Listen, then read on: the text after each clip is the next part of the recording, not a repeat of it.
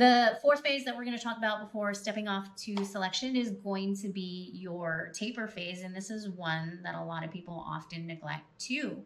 I'll see it where individuals will be preparing to go and they'll just volume, training, all the way up until they leave. And then they go into that physical assessments week and they just don't perform as well as they could have because they didn't take some time off prior to leaving to allow the body to recover from their training so that they could go into that physical assessments week relatively fresh. When you are peaking in your training is likely when you are the least fit, is likely when your fitness level is the lowest. And it's because it's not during the training that we improve physically, right? It's during the periods of deload, of compensation, of recovery, of rest in between your training sessions and throughout your training sessions that our baseline level of fitness improves.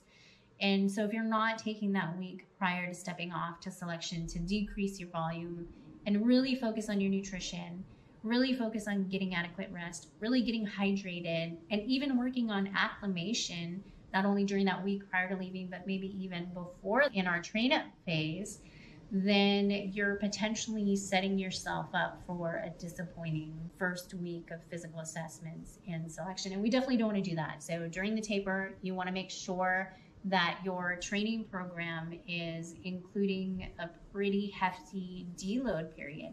I usually recommend at least a week, and you're going to only want to be doing about 50% of the volume that you normally do. And we're going to focus on those other things that are going to prepare you